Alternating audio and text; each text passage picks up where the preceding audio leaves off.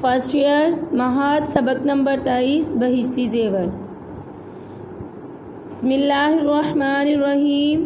رب اشرح لی صدری ویسر لی امری واحلل عقدۃ من لسانی یفقہوا قولی۔ اللہم صلی علی محمد النبی الامی وآلہ وسلم تسلیما۔ السلام علیکم ورحمۃ اللہ وبرکاتہ۔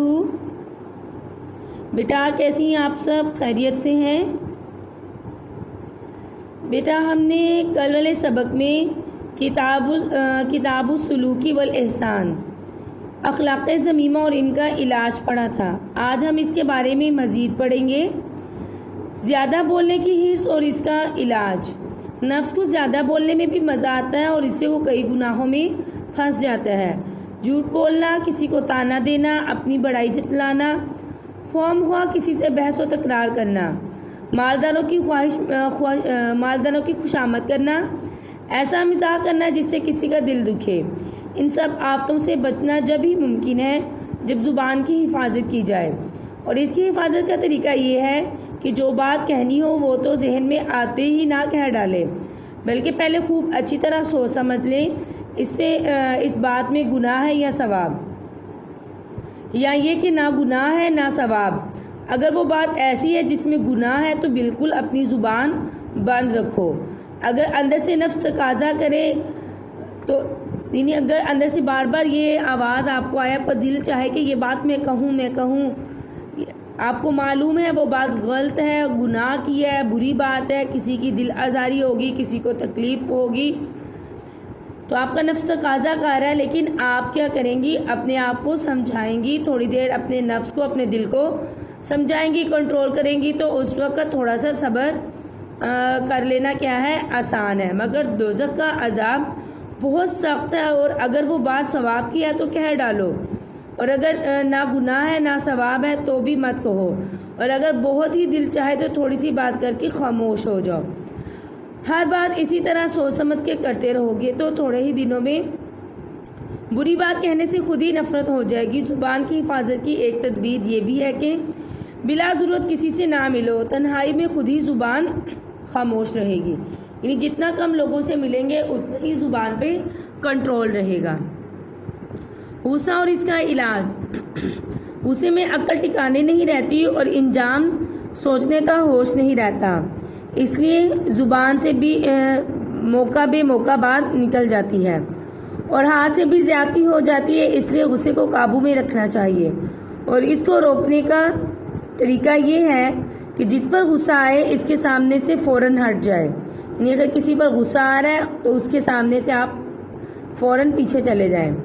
پھر سوچیں کہ جس قدر یہ شخص میرا قصوروار ہے، اس سے زیادہ میں اللہ تعالیٰ کا قصوروار ہوں، اور جیسے میں چاہتا ہوں کہ اللہ تعالیٰ میری خطا معاف کر دے، ایسے ہی مجھے بھی چاہیے کہ میں اس شخص کا قصور معاف کر دوں۔ اور زبان سے اعوذ باللہ من الشیطان الرجیم بار بار پڑھے اور پانی پی لے یا وضو کر لے، اس سے غصہ ٹھنڈا ہو جائے گا۔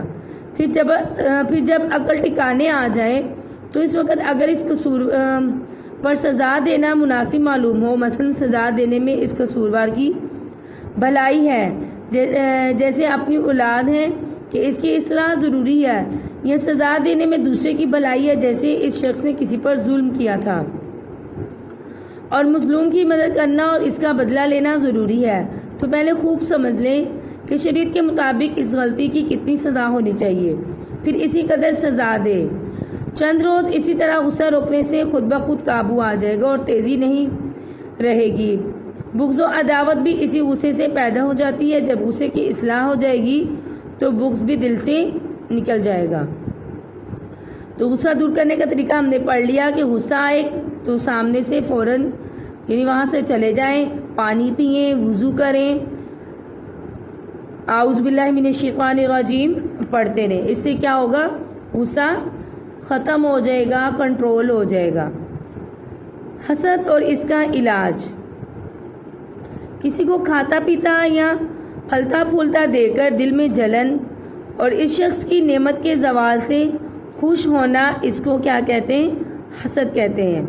یہ بہت بری چیز ہے، اس میں گناہ بھی ہے اور ایسے شخص کی ساری زندگی تلخی میں گزرتی ہے، یعنی جس سے وہ حسد کر رہا ہے اس کو تو معلوم نہیں ہے کہ آپ جو حسد کرنے والا ہے اس کے بارے میں کیسی کیفیت رکھتا ہے. وہ اندر ہی اندر خود ہی کڑتا رہتا ہے اور اس طرح اس کی ساری زندگی ایسے ہی کڑنے میں تلخی میں کیا ہوتی ہے گزر جاتی ہے. غرض اس کی دنیا اور دین دونوں بے لذت ہیں. اس لیے اس آفت سے نکلنے کی بہت کوشش کرنی چاہیے. اس کا علاج یہ ہے کہ پہلے یہ سوچے کہ میرے حسد سے میرا ہی نقصان ہے کہ میری نیکیاں برباد ہو رہی ہیں. اس کا کیا نقصان ہے؟ کیونکہ حدیث شریف میں ہے کہ حسد نیکیوں کو اس طرح کھا جاتا ہے جس طرح آگ لکڑی کو کھا لیتی ہے. اس کی وجہ یہ کہ حسد کرنے والا گویا اللہ تعالیٰ پر اعتراض کر رہا ہے کہ فلاں شخص اس نعمت کے لائق نہیں تھا اور اس کو نعمت کیوں دی. گویا وہ اللہ تعالیٰ کا مقابلہ کر رہا ہے. غرض یہ کہ حسد بہت بڑا گناہ ہے اور حاسد کا تکلیف میں رہنا ظاہر ہے کہ وہ ہمیشہ رنج و غم میں رہتا ہے اور جس پر حسد کیا ہے اس کا کوئی نقصان نہیں. یعنی جس کی چیزوں کو جس کی نعمتوں کو دیکھ کے حسد میں مبتلا ہے اس کا کوئی نقصان نہیں ہے. نقصان کس کا ہے؟ جو حسد کار ہے, جو خود تکلیف میں مبتلا ہے, دوسروں کی چیزوں کو دیکھے کڑ رہا ہے یا ان سے اس کو جلن محسوس ہو رہی ہے یا تکلیف محسوس کر رہا ہے, تو وہ خود اپنی ذات کو اس نے کیا کیا ہوا ہے تکلیف میں مبتلا کیا ہوا ہے. دوسرے کا اس میں کوئی نقصان نہیں, کیونکہ حسد سے وہ نعمت ختم نہیں ہوگی بلکہ اس کو یہ فائدہ ہوگا کہ اس کے حسد کرنے والے کی نیکیاں اس کے پاس چلی جائیں گی. یعنی جس سے حسد کر رہا اس کی نیکیاں اس کے پاس چلی جائیں گی. یہ سوچ لینے کے بعد اپنے دل پر جبر کر کے جس شخص پر حسد ہوا ہو زبان سے دوسروں کے سامنے اس کی تعریف کرو اور یہ کہو کہ اللہ تعالیٰ کا شکر ہے کہ اس کے پاس ایسی ایسی نعمتیں ہیں, اللہ تعالیٰ اس کو مزید دے. اور اگر اس شخص سے ملاقات ہو تو اس کا احترام کرو. یعنی اگر دل میں اس کے بارے میں ایسی کیفیت آ رہی ہے تو آپ اس کی تعریف کریں لوگوں کے سامنے, اس کی اچھی باتوں کو, اچھی نعمتوں کو, اس کی جو نعمتیں اللہ تعالیٰ نے اس کو دی ہیں اس کا ذکر کریں.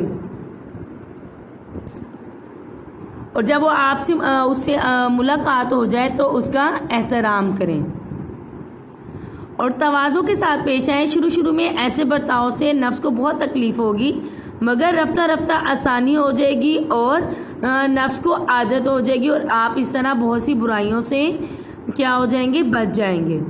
دنیا کی محبت اور اس کا علاج. مال کی محبت ایسی بری چیز ہے کہ جب یہ دل میں اترتی ہے, دل میں آتی ہے تو اللہ تعالیٰ کی یاد اور محبت اس میں نہیں سماتی. کیونکہ ایسے شخص کو تو ہر وقت یہی فکر رہتی ہے مال کس طرح آئے, کہاں سے آئے. اس کو بس جمع کرنے کی فکر ہوتی ہے. اتنی چیزیں ہو جائیں, ایسا گھر بنانا چاہیے, باغ لگانا چاہیے اور جائیداد خریدنی چاہیے. جب دن رات دل اسی میں رہے گا تو اللہ کی یاد کہاں سے آئے گی. اللہ کو تو یاد کرنے کی فرصت ہی نہیں ملے گی.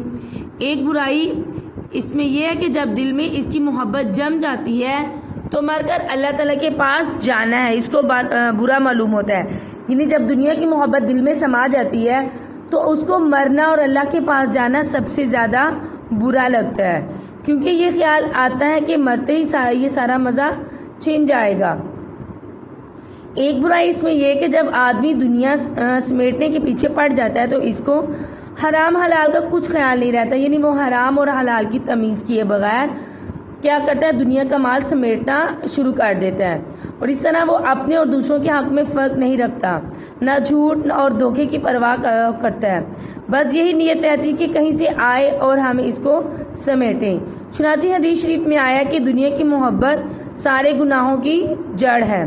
جب یہ ایسی بری چیز ہے تو ہر مسلمان کو کوشش کرنا چاہیے کہ اس سے بچے اور اپنے دل سے اس دنیا کی محبت کو نکالنے کی پوری کوشش کریں. اس کا علاج تو یہ ہے کہ موت کو کثرت سے یاد کرے. یعنی جب بھی اس طرح کے خیال آئے تو یہ سوچیں میری موت کا, میرے مرنے کا وقت تو مقرر نہیں ہے نا, کس وقت کسی لمحے مجھے موت آ جائے مجھے معلوم نہیں, تو میں اتنا مال جمع کر کے کیا کروں گا. موت کو یاد کرتا رہے, موت کو کثرت سے یاد کرے گا تو محبت جو دنیا کی اس کے دل میں سما چکی ہے وہ کم ہو جائے گی. اور ہر وقت سوچے کہ یہ سب کچھ ایک دن کیا مجھے چھوڑنا ہے, پھر اس میں دل لگانے کا کیا فائدہ.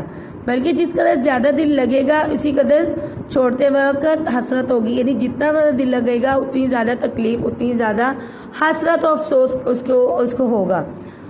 دوسرا وہ یہ کرے کہ تعلقات زیادہ نہ بڑھائے, یعنی لوگوں کے ساتھ اس کے تعلقات زیادہ نہ ہوں. ضرورت سے زیادہ سامان اور جائیداد وغیرہ جمع نہ کرے، جتنی ضرورت ہے، ضرورت کی اشیاء موجود ہیں ان پر ہی کیا کرے، اکتفا کرے، زیادہ جمع نہ کرے۔ غرض مال و اسباب مختصر رکھے۔ تیسرا اس کا جو علاج ہے وہ یہ ہے کہ فضول خرچی نہ کرے، کیونکہ فضول خرچی کرنے سے آمدنی کی حرص بڑھتی ہے اور حرص سے سب خرابیاں پیدا ہوتی ہیں۔ جب فضول خرچی کرے گا پیسے لگ جائیں گے اور حرص ہوگی اور طلب ہوگی کہ اور مال آئے اور مال آئے، تو اس لیے فضول خرچی نہ کرے۔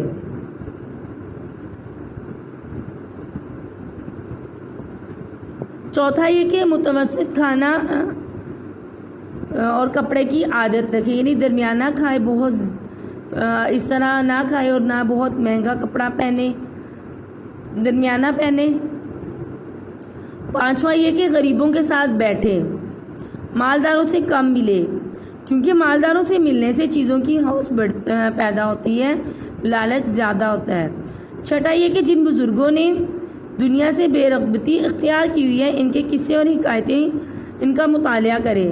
ساتواں یہ کہ جس چیز سے دل کو زیادہ لگاؤ ہو اس کو خیرات کر دے یا بیچ دے، یعنی جو چیز زیادہ پسند ہے، جس سے زیادہ محبت ہے، اس کو کیا کرے، خیرات کر دے یا بیچ دے۔ انشاءاللہ تعالیٰ ان تدبیروں سے دنیا کی محبت دل سے نکل جائے گی اور دل میں جو دور دور کی امنگیں پیدا ہوتی ہیں یوں جمع کریں، یوں سامان خریدیں، یوں اولاد کے لیے مکان اور جائیداد چھوڑ جائیں۔ جب دنیا کی محبت جاتی رہے گی تو یہ امنگیں، یہ خواہشات خود بخود ختم ہو جائیں گی۔ تو یہ اگر ان ساری جو ہم نے علاج پڑھے، اس کے 7 علاج پڑھے، ان پر اگر ہم عمل کریں گے تو دنیا کی محبت ہمارے دل سے نکل جائے گی اور ہم بہت ساری برائیوں سے بچ جائیں گے۔ جیسے کہ حدیث شریف میں کہا نا، تمام برائیوں کی جڑ دنیا کی محبت ہے۔ تو جب جڑ ہی ختم ہو جائے گی تو باقی ساری برائیاں بھی انشاءاللہ خود بخود ختم ہو جائیں گی۔ تو آپ نے اس کو بیٹا اچھی طرح یاد کرنا ہے، دعا میں یاد رکھنا ہے۔ اللہ حافظ، فی امان اللہ، السلام علیکم۔